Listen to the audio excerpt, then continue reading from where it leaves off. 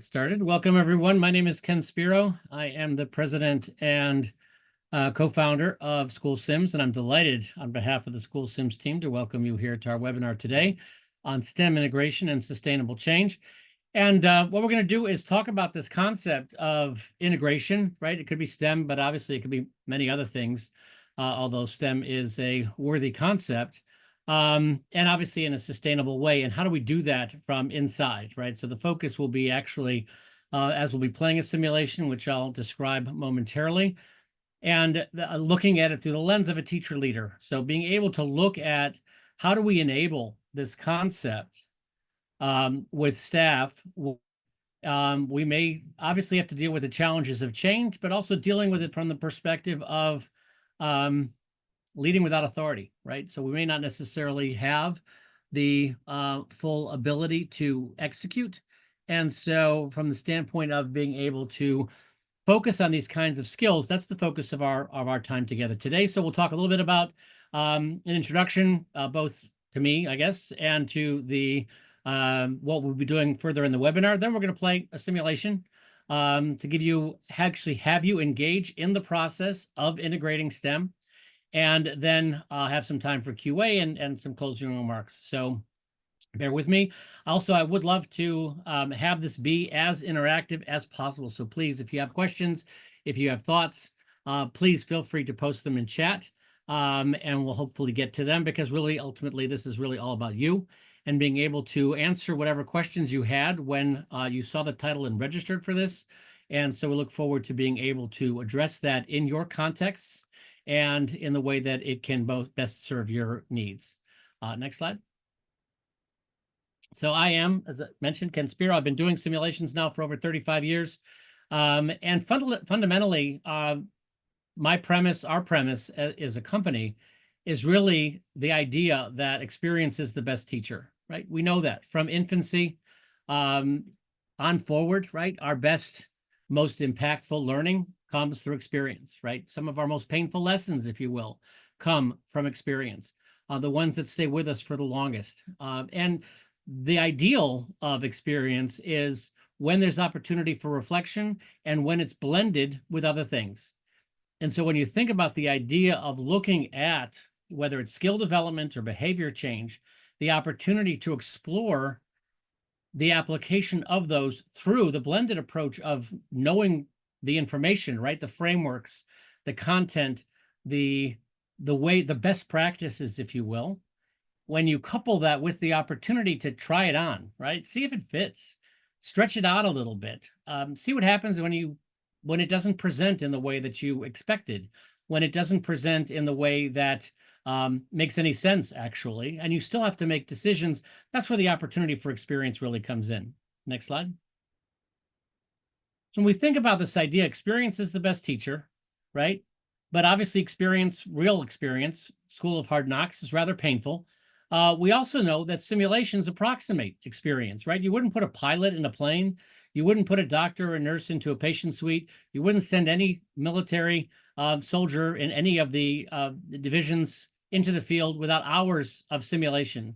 Why do we expect any different with our educators and our administrators? It's not like the stakes are any less high. And so the opportunity to provide scalable experience, to provide an opportunity for educators and administrators to be able to face the issues that they're going to face in real life, but in a place where there's no risk. I don't understand how that's not something that everybody is doing. It is really difficult to understand, and especially in education, where when you think about these other fields and you break down the tasks that are being done in those fields, right? There's a number of procedural elements that are at play, right? In a plane, you need to know what buttons to push, what levers to pull, what dials to look at, et cetera. In healthcare, similarly. In education, it's primarily cognitive, right? The focus of what we have, the challenges that educators face and administrators face on a moment-to-moment basis every day requires them to be thoughtful, because the number of stakeholders that are at play are significant, and they all want something different. And so there's no way to please all the people all the time. So how do you work your way through that, right? It's not like there's a right answer. There's a right answer to one group. but it might not work for another, right? You might be able to respond to the needs of one student, and it may come at a cost to other students or to the parents or to other staff or to the administration or to the district or to the board or to, wherever you happen to reside, right? Being able to navigate this is an incredibly complicated challenge. Next slide, please. And so the opportunity to provide scalable experience is really what our goal is, right? Is to help make people feel a little bit more comfortable in the job, to be able to harness the power of the education that they've had, right? In most instances, whether we're working with universities, whether we're working in schools, there's a lot of content being delivered and a lot of very good content. The question is how do we know that we'll be able to use it when we need it? And that's really what the role of a simulation is, which is the opportunity to provide scalable experience where, when, and how your students need them, and to do that in a flexible way that can be deployed as appropriate. Next slide. And again, so they can be done synchronously and asynchronously, and we can come back to that. But really, to delve into now, one of the key skills that we look at relative to being an educator and up through administration, on the next slide, please, is really to be thinking about this idea of self-efficacy, right? When we look at what's happening on the job, as I said before, right, there is every day, your day is filled with unprecedented things that have never happened before because they didn't happen exactly in that way, right? When you're dealing with people, when you're dealing with multiples of people who have very strong interests relative to an outcome, and there's no singular approach to, again, to a right answer, the opportunity to do good is challenged, right? Because it's going to come with some negative. And so the best we can do, because we can't train you, nobody can train anybody in this field relative to being able to respond to every issue that comes up in the manner in which it presents, right? So the best we can do is to give you the information you need and then to prepare you to be able to deal with whatever comes. And that is self-efficacy, right? Is to feel in yourself that I can manage. I may not get it right, but I can deal with it. And so that manifests is, on the one hand, being able to exercise good judgment, right? And sometimes that is about being aware of what you can do, but knowing when not to do it, right? So, I mean, you have to be able to mix and match relative to the content, being able to be thoughtful and knowing that I'm going to do the best I can, and it's okay, I'm good, and then deal with what happens after. Because then resilience is also important, because it really is all about being able to not lose our enthusiasm as we go from, I hate to call it failure, but from, in some person's eyes, right? There may be failure at play, but we can't lose our enthusiasm. We have to keep going, right? We have to keep that same level of enthusiasm that makes educators so compelling and so important. We have to be able to maintain that. So the only way to really do that is to have enough experience, right? The more experience you have, the better you feel. So how do we do this in a scalable way? And this is really, from our standpoint, some of the core skills that need to be done in combination with, not to diminish in any way, the content of the instruction, of the best practices. That stuff is all critical. But at the same time, knowing how to use it is also critical. And so the opportunity for a blended learning approach is really what we look to be able to enable. The next slide. So now coming back to our situation here in terms of, so this is when we talk about simulations, first of all, they're browser-based, they are choose your own adventure. And so it really is an opportunity for participants to exercise judgment, to make decisions, and to deal with consequences, right? Because this is a storyline that is going to play out in that choose your own adventure kind of way. And it's really to understand, to be able to be thoughtful about the decisions in the moment, and then also to be prepared for the consequences that are going to happen. Because there's always blowback, right? There's no such thing as a one and done in a school. And so the opportunity to be able to contextualize, if you will, and I'm going to say the word context quite a number of times in the next several sentences, so just be aware. So one of the things when we describe a simulation, and I hate to make this all about the product, but the thing is that, and it's not about the product, it's what the product enables. And really, the reason why I say that is because, as I mentioned, this idea of the blended learning, if in fact you agree with the premise that experience is the best teacher, And you also agree with the idea that simulations approximate experience. So that the question that keeps me up at night is, why isn't everybody simulating? Right? When we know experience is the best teacher, we know that simulations approximate experience. I mean, we also know that the school of hard knocks is painful, expensive, et cetera, time consuming. So why isn't everybody simulating? In order to prepare teachers to be better on the job, to be ready for the job, especially when we have teacher shortages, or administrators who are aspiring into leadership or are even in leadership, but how do they continue to get better or aspiring to higher levels of leadership? How do we prepare them without this kind of modality? And this is a question that we don't quite understand. We're still trying to figure it out. But one of the things that I've hypothesized is that what's happened in the learning space is that instruction and learning have become synonymous, and we tend to look at everything through an instructional lens. And that translates into this idea that, it's when we deal with the issues of instruction, right, it's all about the right way, right? So even when we do quote unquote experiential learning, often it's driven by best practices or assessment. And those are, again, along those lines of being focused on the right way of things, that's instructionally minded. But the fact is that when it comes to experience, it's a different learning model at play. And so there we look at failure, right? Where you wouldn't teach how to fail. Experience is designed with that in mind. And so if learning and instruction have become synonymous, we just don't even think about the idea of experience in this way, right? Because we don't like to think about failure paths. And that's something that I think is, when this idea of the certainty bias that exists in behavioral economics, when you think about our decision-making biases and heuristics, we tend to shy away from failure. And that, I believe, is a reason why we don't necessarily engage in this kind of activity. And this can manifest in a variety of ways. We're going to show you our version of it. But you can think about ways of doing this in less technology even. Again, ways that you can engage with audiences where you can engage them and have them be thoughtful, and where the goal is the critical thinking and be able to proceed accordingly. So when we think about this problem, right, this is a problem of practice. We're talking about implementing change, in particular around STEM.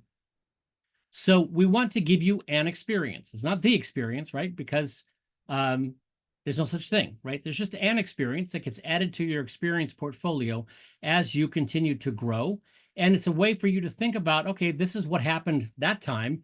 And again, that opportunity for further reflection and improving on an ongoing basis your performance.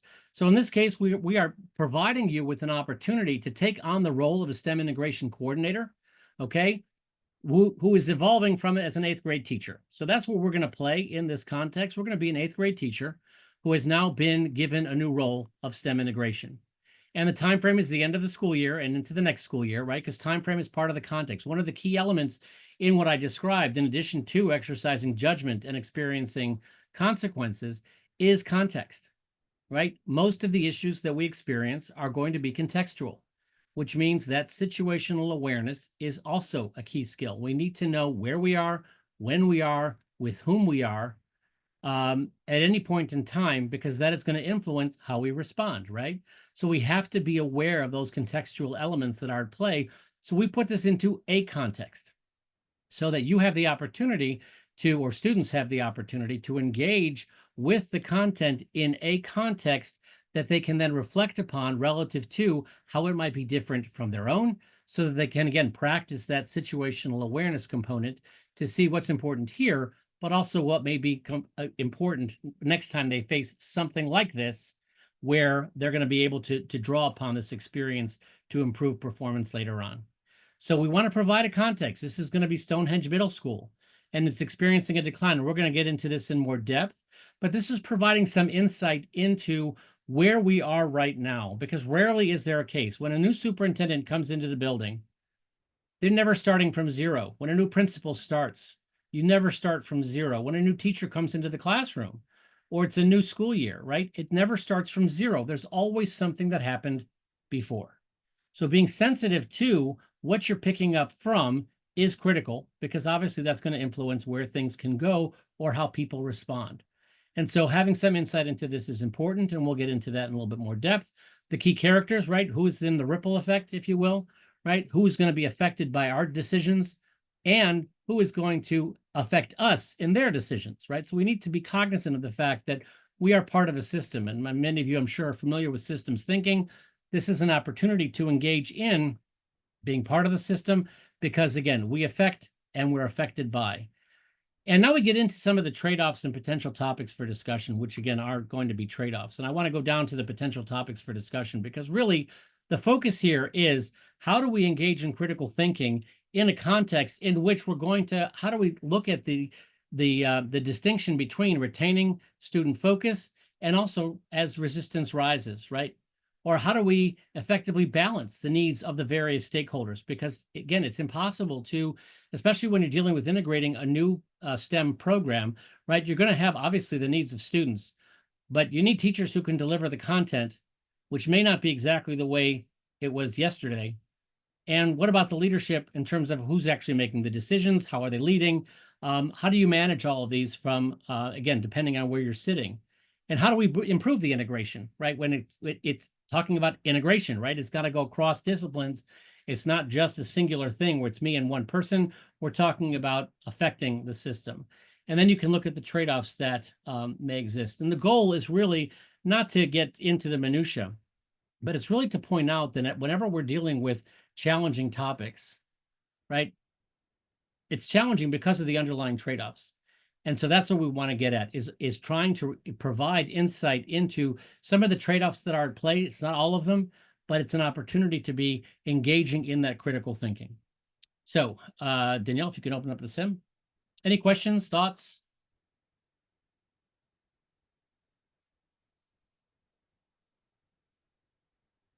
Okay.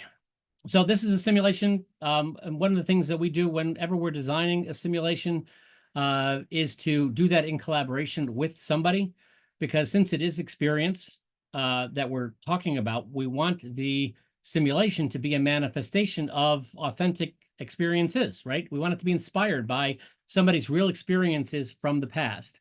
And we don't want to build it around, we don't want to recreate history. So we're not trying to build it around a particular event in time, but we do want to capture that authentic manifestation of the issues in a school, in a district, in a building, etc., relative to implementation. And this was done with the Institute for Citizens and Scholars, which was an activity that was within the Woodrow Wilson Foundation and in association with faculty from University of Indianapolis, from Indiana State, and other members of staff in Indiana. So bear that in mind. It's inspired by their experience, but let's proceed. Next. In this simulation, you will assume the role of a math teacher at Stonehenge Middle School. You've been asked to serve as STEM integration coordinator and assist faculty and staff in finding innovative solutions to improve student STEM performance and reduce sagging enrollment while improving morale and student engagement in the classroom. You will be presented with scenarios and make decisions that will determine how the story unfolds. At the end of the simulation, you will be provided with a feedback report that will offer insights about trade-offs associated with choices you will make. To continue, select the Next button. District Overview. Real County School District is a large, rural district on the outskirts of a major metropolitan area. Despite pockets of high poverty and increasingly crowded classrooms, the district prides itself on innovation and responsiveness to community needs.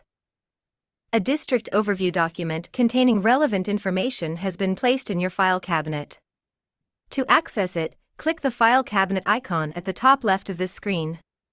So as we engage in this, I really really want to engage with you as students, but at the same time, you're not only students, right? Some of you may be, but you may be evaluating conceptually in terms of how do I help? How do I do this in my school? How do I do this how do I provide this kind of help and support in my district? And so we'll do some sidebars with that, and we probably won't get through the whole simulation, but we'll be happy to share with you access to the simulation if that's something you'd be interested in pursuing. But as you do this, one of the things we want to do, we'll spend a few minutes, as I'd mentioned, on the context, really sharing with you a little bit more about kind of where you are, The background is that you can click on the upper document icon in the upper left, which would actually be artifacts, which we can provide. Obviously, this is something that, depending on the nature of the problem of practice, we can provide more detailed information as appropriate relative to the activity, the experience you want students to have. That's really what this is all about. And as we're going through the context, you may see, that's exactly like my school. Wow, okay. On the other hand, it might be different, in which case you have the opportunity to be thinking about that dissonance is, okay, so this is what's happening here. Why would my district be different? Why would my school be different? And so that's where that situational awareness comes in, and the opportunity to challenge assumptions and be able to, again, be thinking about this is all part of the experience we're trying to uncover. Next screen, Danielle. Community pressures. Real County is experiencing significant changes. The district faces 3 critical challenges. 1. Students are migrating to nearby schools at an increasing rate. 2. Demand is increasing for opportunities to earn high school credits in middle school. And 3.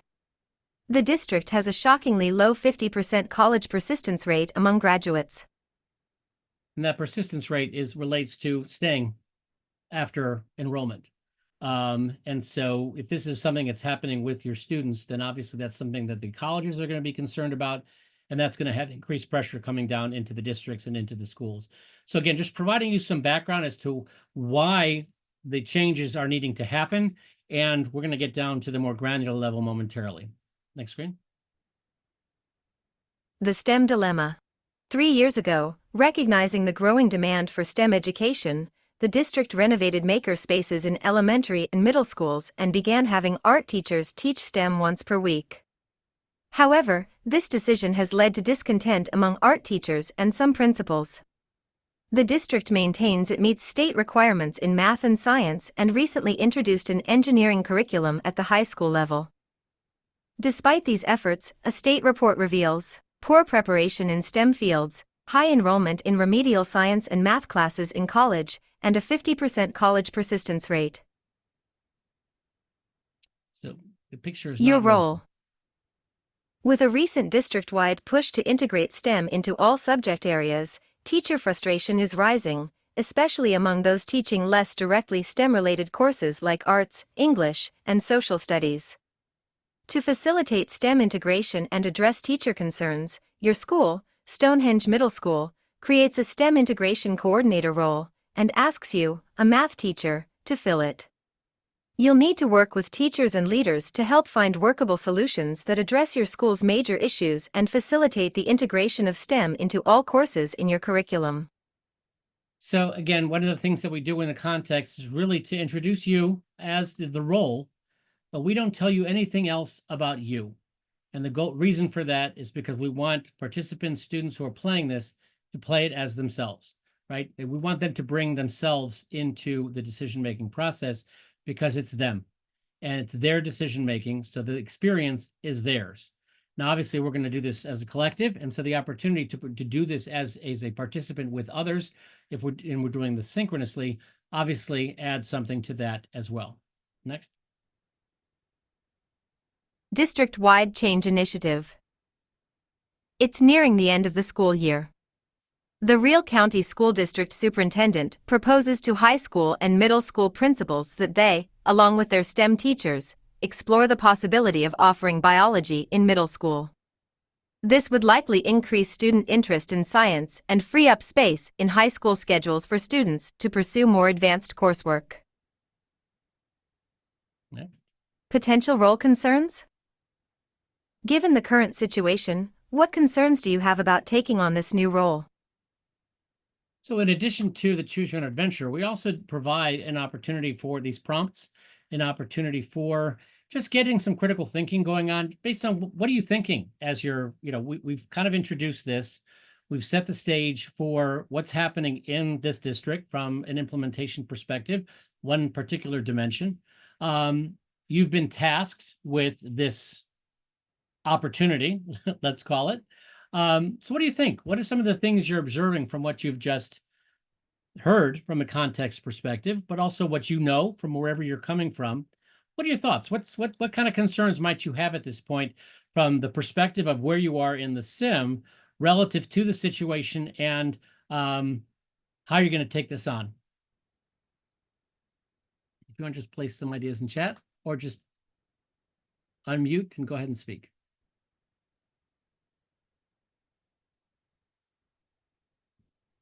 Well, one thing that I'm concerned about is I don't like the fact that the art teacher is being forced to teach STEM.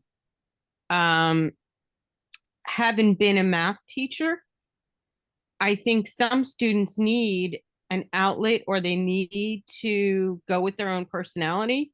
And art might be the reason that the child comes to school. So it might not be math. What I did was I would ask the art teacher and I tried to implement some art type of things into math.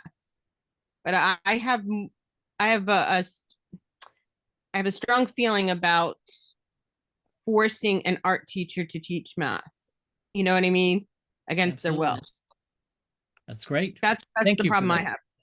That's great. Thank you. And again, this is the kind of stuff that what we try to, the power in this modality is that on the one hand, there can be some, the engagement of the story is often compelling. And the thing about, as human beings, right, we are wired for stories, but we also love to tell stories. And this is how we process our information, right? We tell our stories. And so the opportunity to provide an environment in which we can provoke that kind of sharing, that's great. And that's probably going to come back to be important as we proceed through this, right? Because we distinguish in a case study, from a case study to a sim, in that a case study is really all about a point in time, right? And I'm not diminishing cases by any stretch, right? The cases are important, but they focus on a point in time. Here's all the information you need, and now let's talk about it, and let's maybe solve it, or whatever the case may be. And that's wonderful. In a simulation, we're actually taking that point in time and we're stretching it, right? We're now going to engage in the timeline associated with the manifestation that is kind of the underpinning of the case.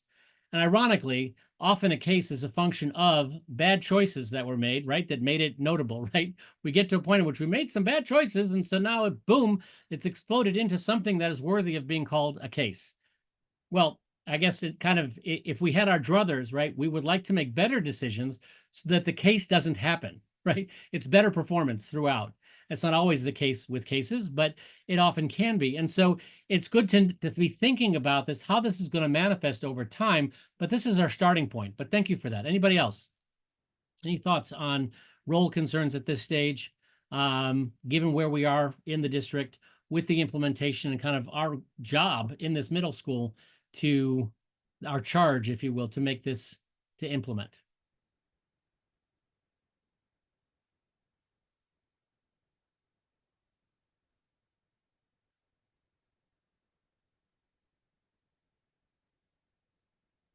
Okay, well, given the time, I'm not going to practice the tolerance for silence for too long.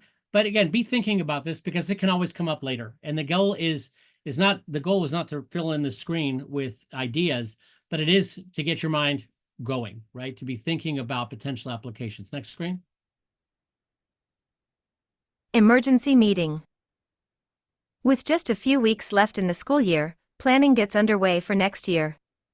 Principal Tracy Presley of Stonehenge Middle School has called an emergency meeting of Stonehenge department heads and key administrative staff on Friday afternoon. The agenda: 1. Address rumors about student transfers and poor standardized test score performance. 2. Introduce a new STEM initiative and dual credit push. And 3. Outline an aggressive timeline for implementation. As teachers file in, exhausted from a long week, the room is filled with mixed emotions: excitement from some about potential innovations and apprehension from others about rapid changes and more work. Concern about the impact of the superintendent's initiative on non-STEM subjects and the aggressive timeline set by the superintendent seems to be prevalent. The meeting gets underway.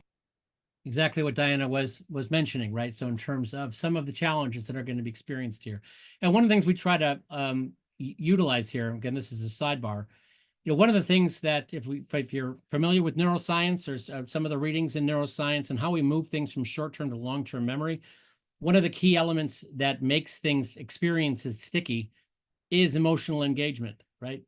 As we have lots of experiences. The best teacher, we have lots of experiences all day long, and yet many of them are not memorable, right? I'm not sure if you remember what you had for breakfast this morning, for instance, and yet, unless it was an exciting breakfast.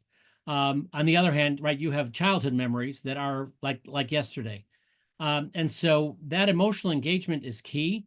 And with educators, I don't have to say this, I don't have to explain this to you, right? It doesn't take much to get you into the moment, right? To get you in your mind's eye, you're there, right? You're in this, whether it's STEM, whether it's another initiative that the superintendent has decided is going to happen and has tasked other levels of administration with implementation. And then it kind of finds itself down to you at the educator level. And again, anywhere in between there, that perspective can be had, but you may be feeling a little stress.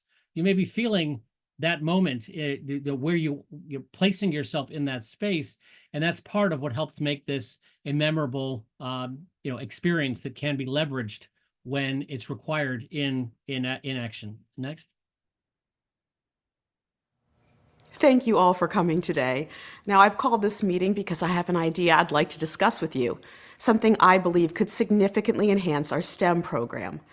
Now, I'm proposing that we introduce a high school level biology course to our 8th grade curriculum starting next academic year. And now I think this could really strengthen our STEM offerings and better prepare our students for high school. It might even help with our student retention, which, as you know, has been a concern lately. Now, I realize there are challenges we'll need to address. The main one is teacher qualifications. The state has specific requirements for teaching high school level courses. So we have a few options to consider. First, we could bring in adjunct teachers with specialized biology knowledge. Now, our state education board recently passed legislation allowing this in public schools. Now, second, we could try to work with the high school to have some of their biology teachers come over here to teach those classes. Now, this option would use existing expertise, but it could disrupt the high school's curriculum and scheduling. Now, third, we could support our current middle school science teachers in obtaining their single subject credential in biology. Now, this would be an investment in our staff, but it would take time and resources. Now, each of these options has its pros and cons, and they all require careful planning and likely some resource reallocation. And now, I really believe this could be a positive change for our STEM program, but I want to make sure we consider all angles. What are your thoughts on this? Do you think it's worth pursuing? Which staffing approach seems most feasible to you?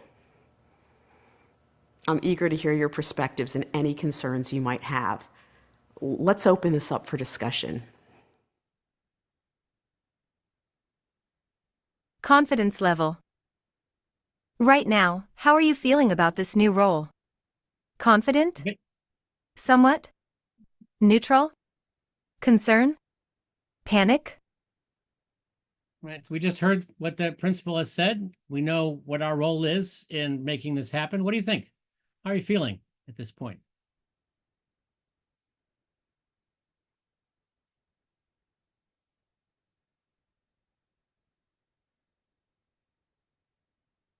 Anybody nervous?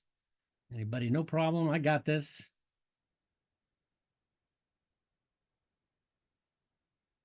Our goal in using the slide bar is, again, to, when it comes to especially aspiring, whether it's aspiring teachers, those teachers aspiring towards teacher leadership, and then potentially going on into administration, one of the things we want to make sure that we have the opportunity to do is to validate how people feel, right? So understanding, having that emotional granularity, if you're familiar with Brene Brown, right? It's insight into how we're feeling, because our feelings are real and it's okay, right? We want to validate those feelings and then have the opportunity to inject, if you will, a pause so that we're not acting in that emotional state, right? So at least we have that pause where appropriate. We may be angry, we may be embarrassed, we may be stressed out, we may be sad, whatever the case may be, but to have that opportunity to acknowledge how we're feeling and be able to move on. This is an opportunity to practice some of that. And so let's just go with concern, Danielle. Thank you. In the hot seat. As STEM integration coordinator, you listen carefully to the discussion. The group discusses the idea, and as you expected, perspectives vary greatly. As the discussion winds down, Ms. Lopez, the 8th grade English teacher, reminds everyone that we now have a STEM integration coordinator. You've only functioned in this role for 2 weeks and you have yet to wrap your mind around what that means. But suddenly, all eyes turn to you. Seeing this, Principal Presley waits for several long moments, obviously relishing the growing panic in your eyes, and finally smiles and says, "I'll give you the weekend. Let's meet first thing Monday morning. I'd like to hear your perspective and recommendation." Proposal? You spend the weekend considering Principal Presley's proposal and distill the following options. Which of the following might you propose? Get single-subject credentials for middle school biology teachers. This will ensure you are staffed with appropriately credentialed teachers. Hire adjunct instructors. This is a quick, short-term solution that allows you flexibility to easily change if a better long-term approach is needed. Modify schedules to accommodate high school teachers teaching at Stonehenge. This is a minimally disruptive solution that you can implement in the short term. Delay the start of the program. Gathering more data and comparing a variety of approaches would be the safest approach. Suggest the creation of a STEM integration team. They might generate some creative solutions and promote buy-in of necessary changes. So here we go in terms of being able to choose your own adventure. And so from the standpoint of, here we have these 5 choice options. What we'd like to do first is have you commit in your own mind to what you think is the right answer anonymously, right? So in the poll, please take a moment and choose 1 through 5. You can choose option 6 if you would do something different that's not here. And we'll talk about that in a moment.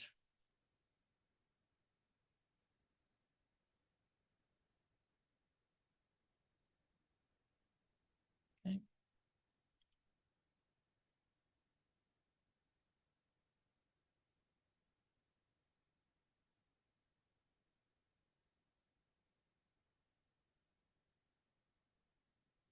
Let's take about 15 more seconds.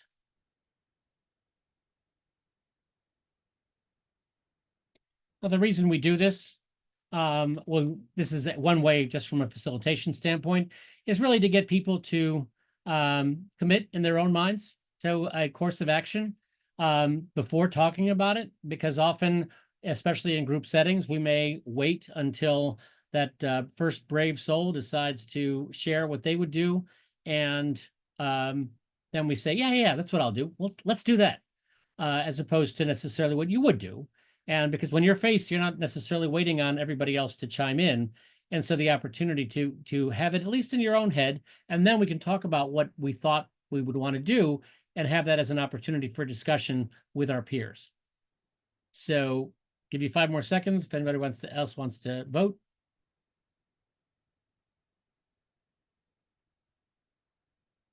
Okay, so why don't we end the poll? And we see that it's tied for 1 and 5. But there were a couple of folks that said that their choice wasn't there. Will one of you please share what it was?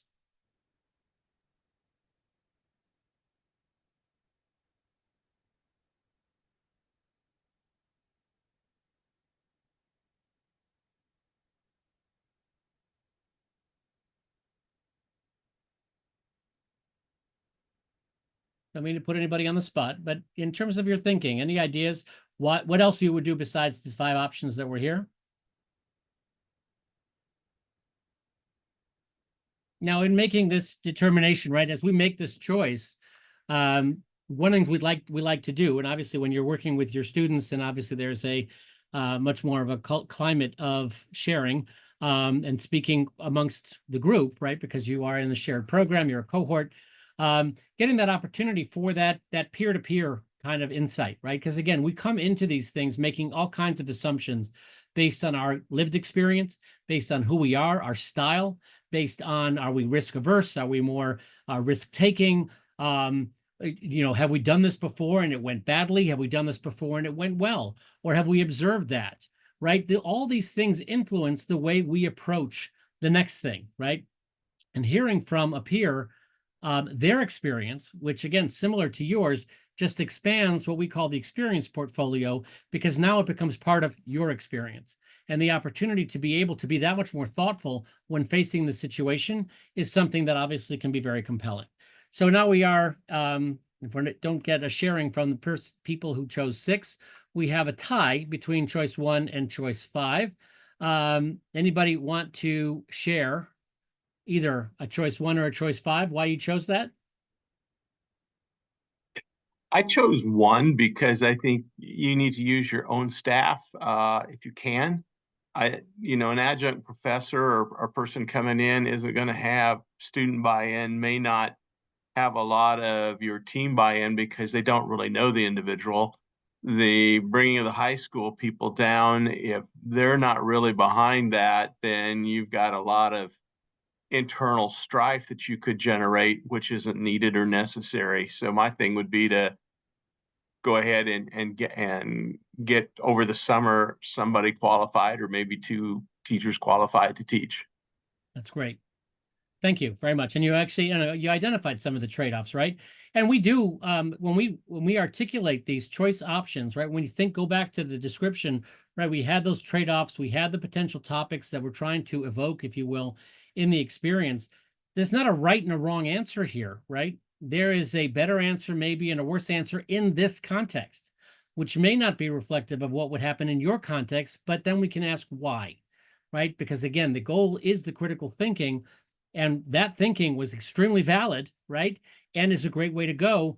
And obviously it's open to other interpretations as well, based on other perspectives, but we'd have to choose one and then live with those consequences. So did anybody want to share for number 5 or another choice if you decided that not beyond the poll, or that you were influenced by what Mark had to say in terms of that? Because one of the things we love to see, especially when we use the poll, is after discussion, you're convinced that, yep, actually, I agree with that. That's better than what I was thinking. And now I'll go with that. Our favorite thing to hear in this context is, I never would have thought of it that way. And that's heard from a peer. It's a wonderful thing to observe. Anybody else?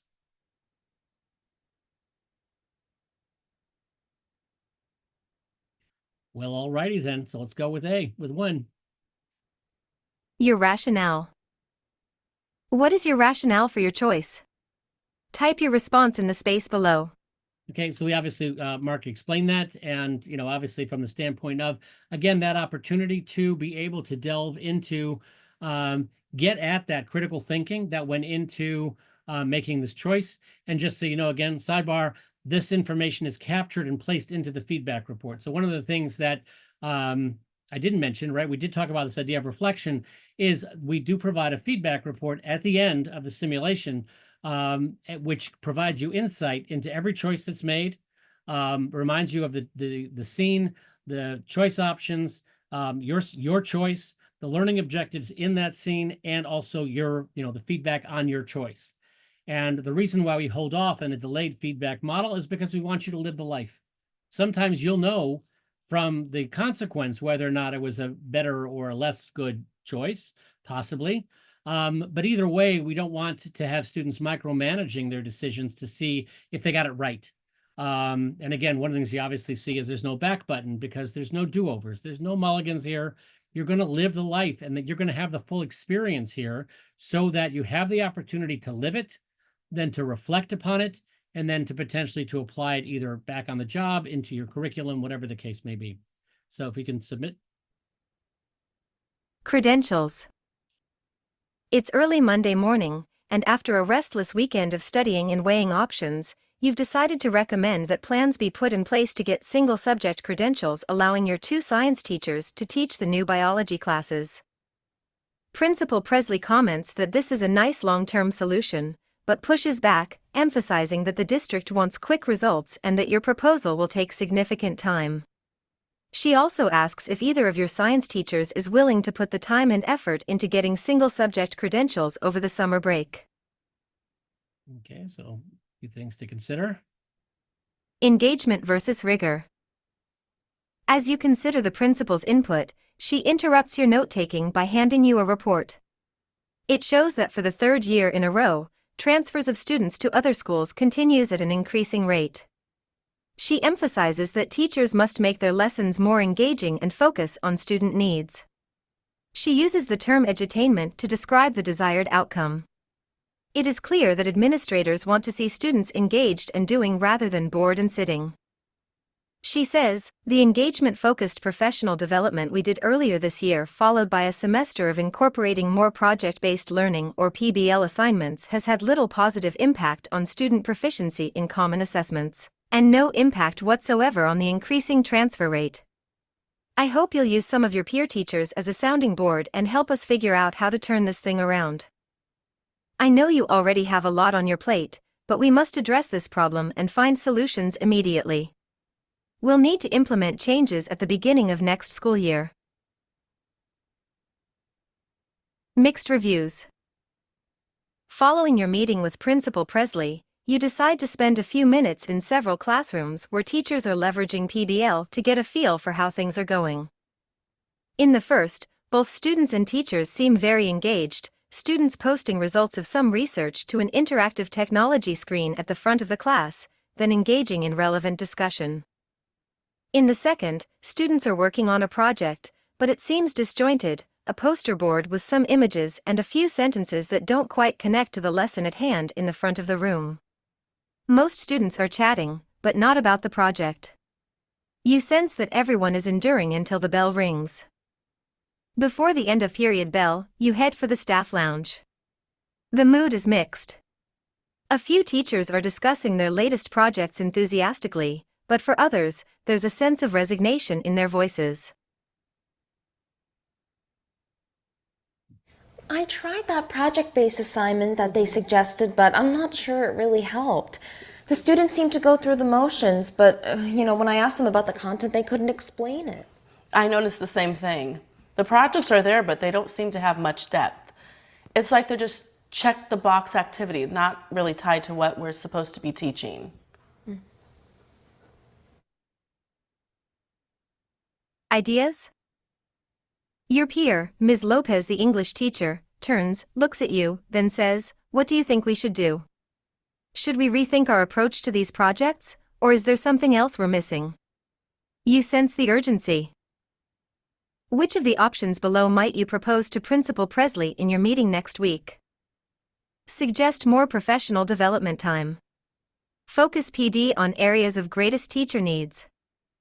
Propose gathering feedback from both students and teachers to understand their experiences with the projects and to identify where the disconnect might be happening. Recommend a review of the current projects being used to identify which ones are effective and which ones are superficial, with the goal of refining or replacing them. Suggest a combination of teacher PD on PBL along with a review of projects. Combining PD with the review will provide focus for the PD and assist teachers in implementing what they learn. Integrate assessment mechanisms throughout classroom projects. This will enable measurement at intervals throughout a project to ensure that the level of rigor is appropriate. Suggest creation of a STEM integration team. They might generate some creative solutions, promote buy-in of necessary changes, and serve as a sounding board. Okay, if we could real quick take a stab at making a choice here. 1 to 6 or a 7th if you don't see your choice option there.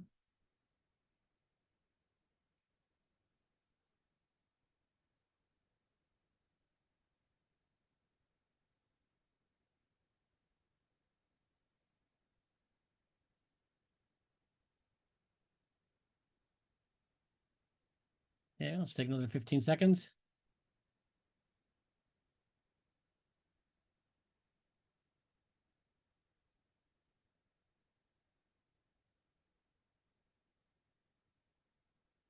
Okay, let's end the poll.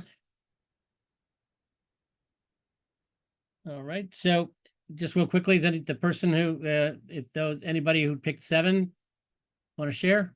What would you do that's not here?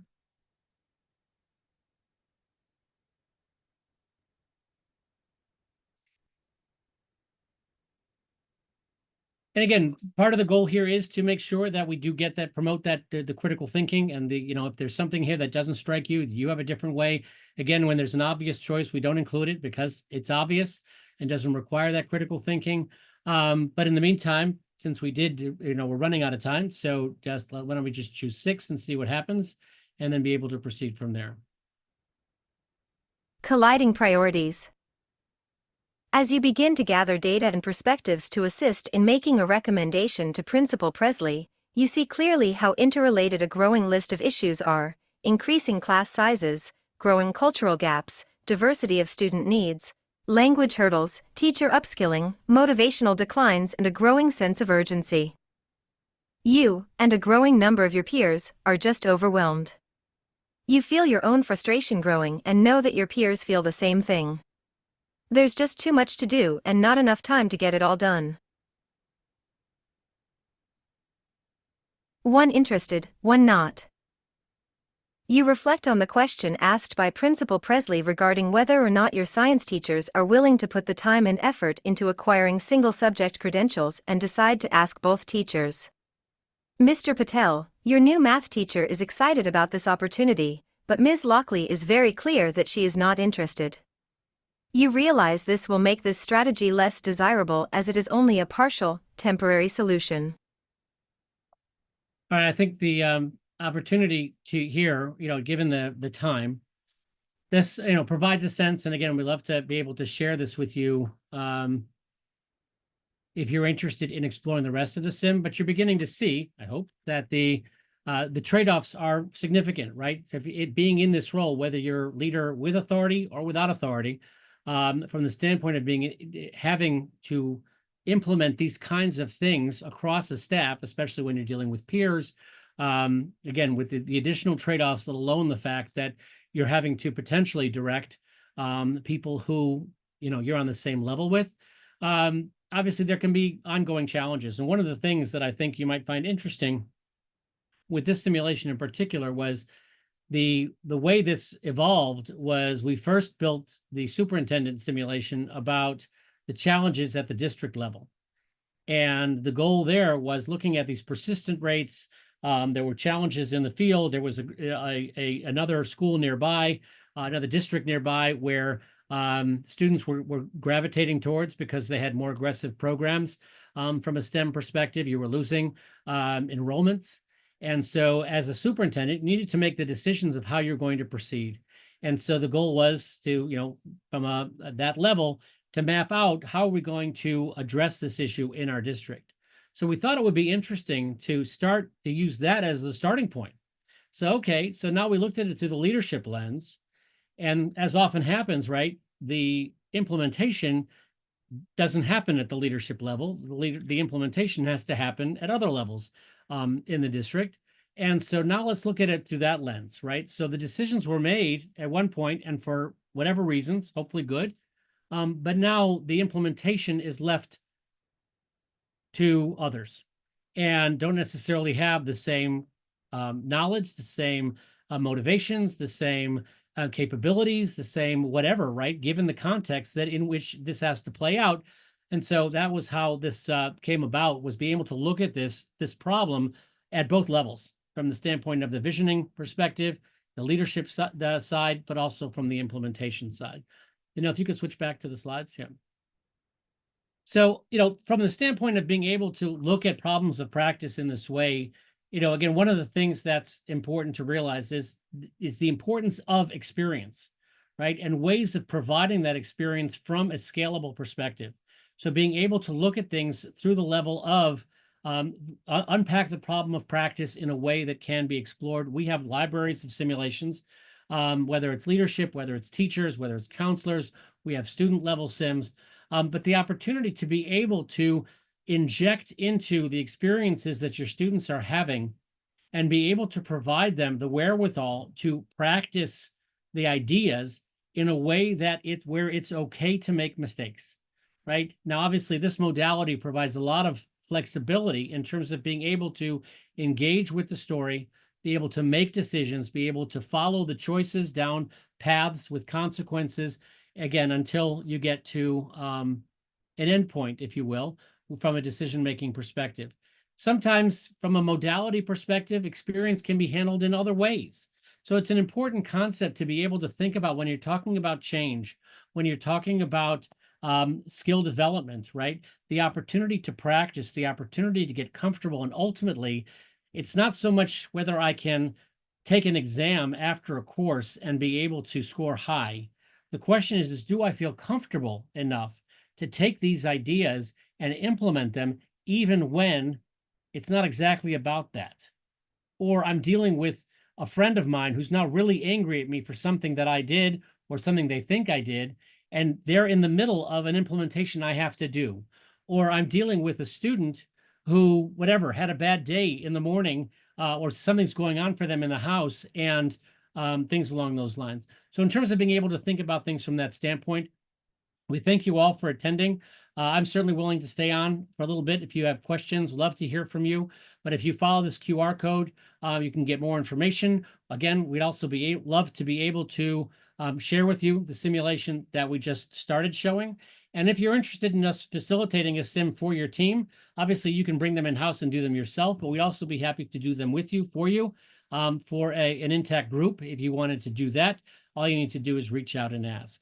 So thank you again for your participation and attendance, and happy to answer any questions that you have.